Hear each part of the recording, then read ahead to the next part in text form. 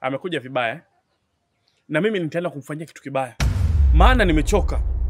Kila wakati wanakuja hapa wanazungumza kuhusu mjomba wao. Mimi mjomba wao nimemfanya nini? Najua nini juu ya mjomba wao? Mke wangu, hebu naomba uniamini kwanza. Sawa. Ila nataka tu nikukumbushe kitu. Kulia si kawaida yangu.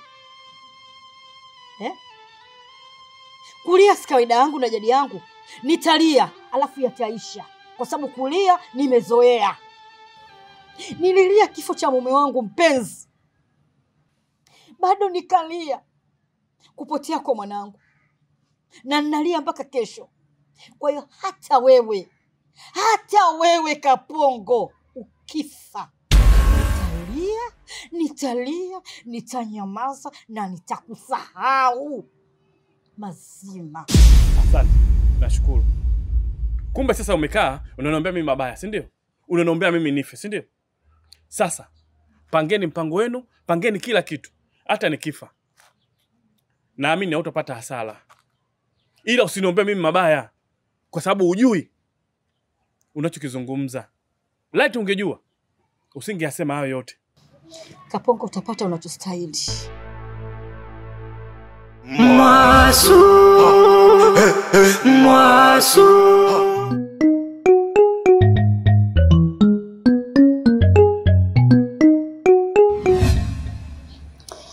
Mdogo wangu, maswali yako yote ambayo ulikuwa unaniuliza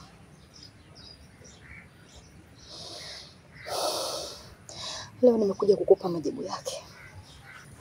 Nieleze, kuna tatizo gani mama Mwasu? Kiukweli mdogo wangu,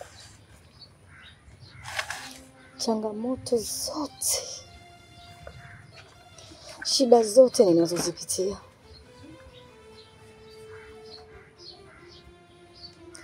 chanzo kikuu kabisa nahisi ni mume wangu. Kwa nini nimeamua kukwambia hivi? Kwa sababu navuta matukio ya nyuma. Kiukweli toka apotee mtoto wangu, toka apotee Mwasu wangu, hajawahi kunionyesha ushirikiano hata kidogo. Na kubwa zaidi, linalosababisha mpaka niseme mimi changamoto ni mume wangu, kila iitwayo leo, yeye anachotaka kwangu tu mimi ni mali. Hakuna siku ambayo inabadilika bila kuzungumzia mali zangu. Kama kweli angekuwa mtu mwenye msaada na mimi, huruma na mimi, baada ya hili changamoto la mtoto wangu, alitakiwa anionyeshe bega kwa bega ushirikiano. Kiukweli anashindwa kutambua kama mimi Mwasu alikuwa ndo kila kitu katika maisha yangu, na Mwasu ndio mrithi halali wa zile mali. Lakini mwenzangu naona ameweka tamaa mbele. Anashindwa kutambua thamani yangu wala thamani ya mwanangu.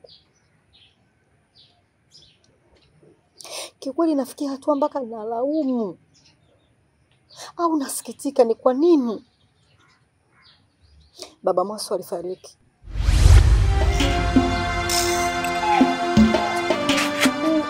Kaka.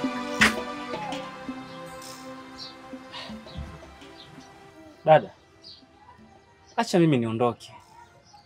Kwa sababu kila nikifikiria, yani nakosa cha kufanya kabisa. Sielewi. Unajua, siku zote Waswahili wanasema kwamba kimya kingi kina mshindo, ila kimya cha mjomba kinaleta mashaka ndani yake.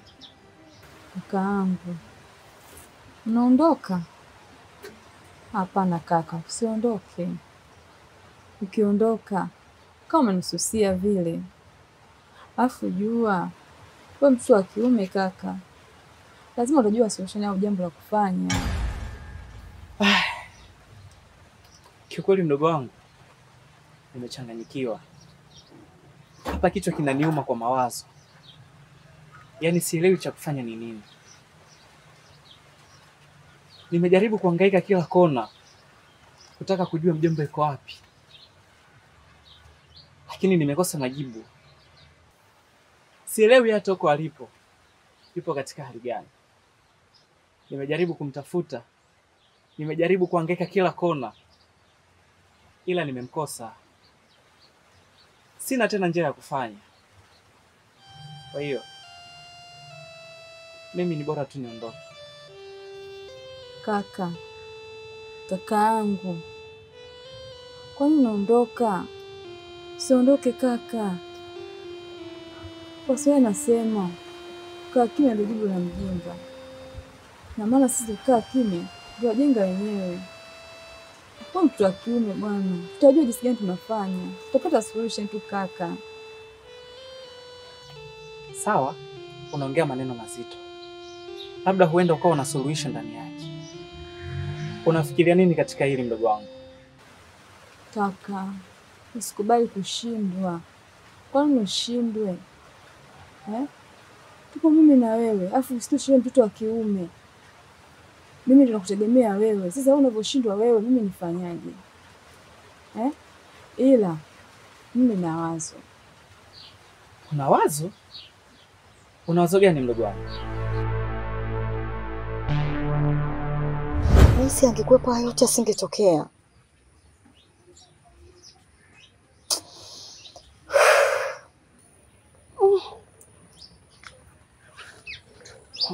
Pole sana shughuli yangu. Pole sana. Na kwa nini siku zote ukae na kidonda muda mrefu hivi? Na nilikwambia mama usiniweke wazi, nitakusaidia. Unajua raha ya jipu kilitumbua mapema. Ni muda mrefu sana. Tatizo umelificha. Lakini endapo ungeniambia mapema, ningekuwa nishakusaidia. Kwa nini kuniambia mdogo wangu sasa hivi kunisaidia? Hapana. Bado hatujachelewa. Bado hatujachelewa. Kuna uwezekano kukusaidia mama Mwasu.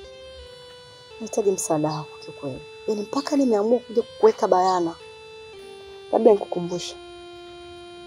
Unakumbuka siku ile nilivyokuja kwako?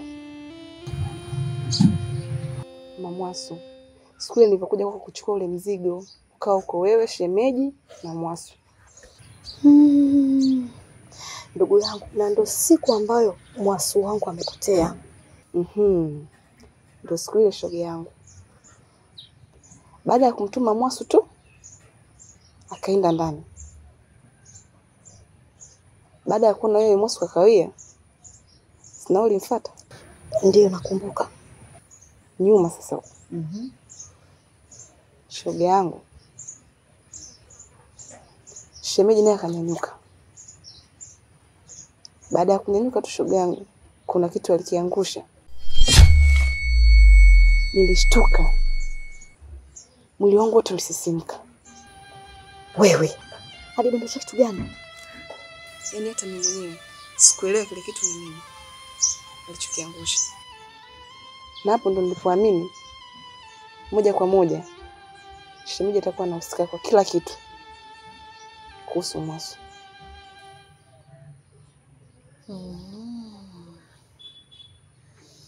Sasa nakumbuka. Ndio maana siku ile unaondoka alikuwa mkali sana kwangu. Unajua alinikaripia bila sababu. Ila kama Mwasu kapotea kwa mipango ya Mungu, basi shauri. Ila kama mambo ya Kiswahili tutampata. Mama Mwasu endelea. Mwasu wapi umepotea? Uko wapi? Uko wapi? Uko wapi? Au umekufa? Kwa macho sikuoni.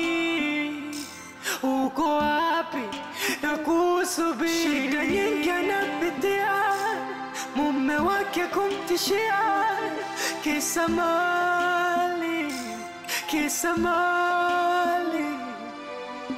natamani irudi kama zamani, ila muda hawezi badilika.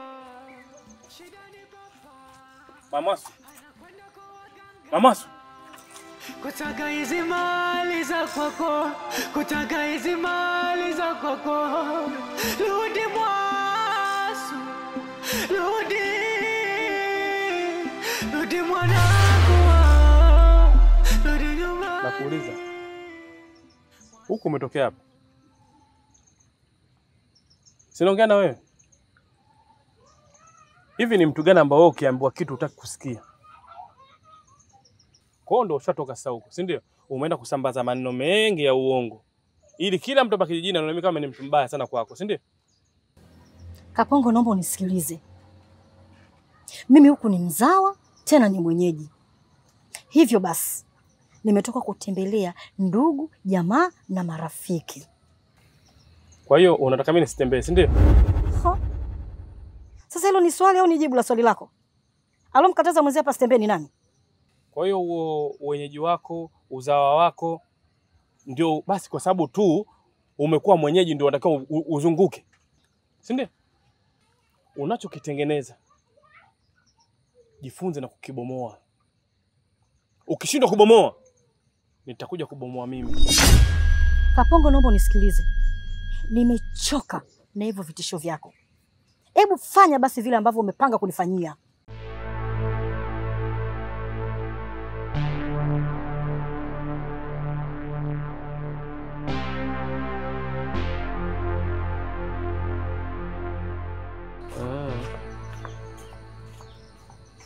Sio unachokitafuta ila utakipata. Shida ni baba anakwenda kwa waganga, kutaka hizi mali za kwako, kutaka hizi mali za kwako. Rudi Mwasu, rudi, rudi mwanangu, rudi nyumbani Mwasu. Mbona mmeamua kusimama kama mlingoti? Na kwa nini usimame katikati ya barabara? Sinaongea na wewe. Sinaongea na wewe. Kapongo, hivi unajua subira na mipaka yake? Kiukweli najua kila kitu kinachokuhusu wewe. Hata kama unajua vingi kuhusu mimi, ndio unisimamisha hapa njiani?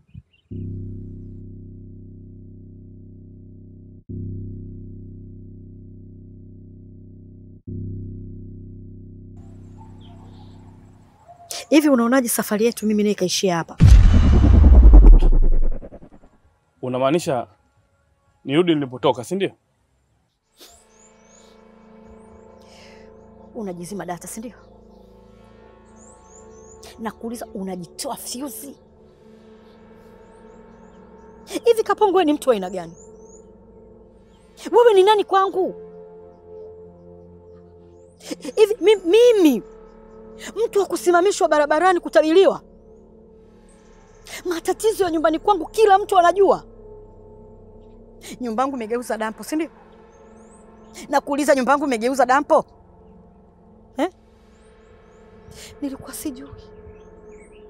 Nilikuwa sijui naishi na mtu wa aina gani.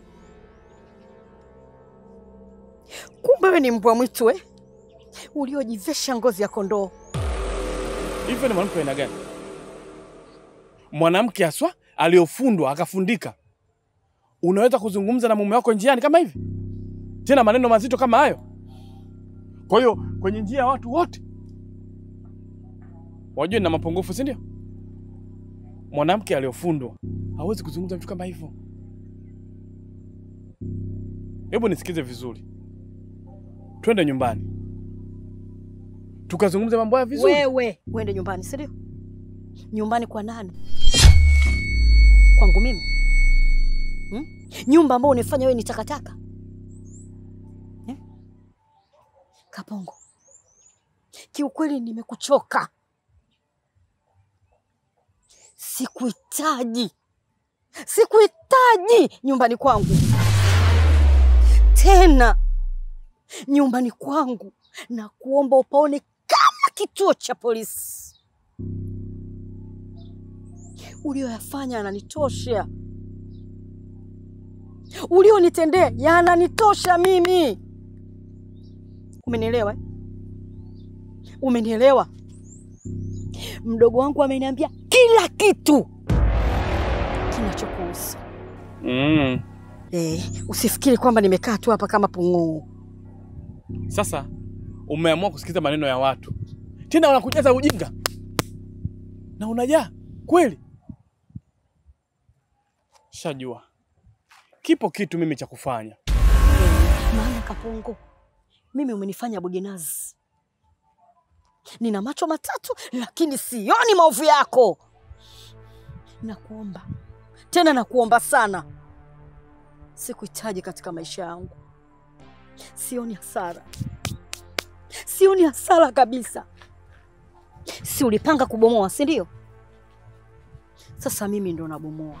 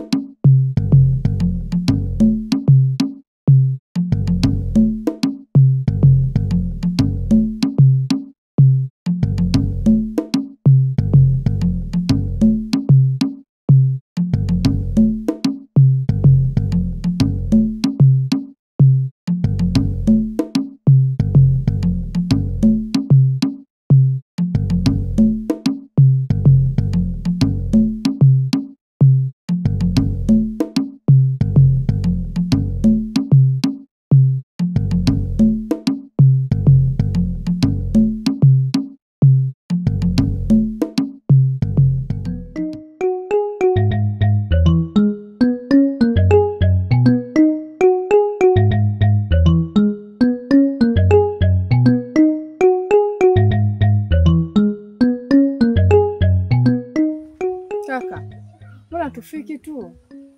Tunazidi kwenda. Umeambiwa twende. Yaani hapa twende mpaka tufike huko tulikoelekezwa. Twende.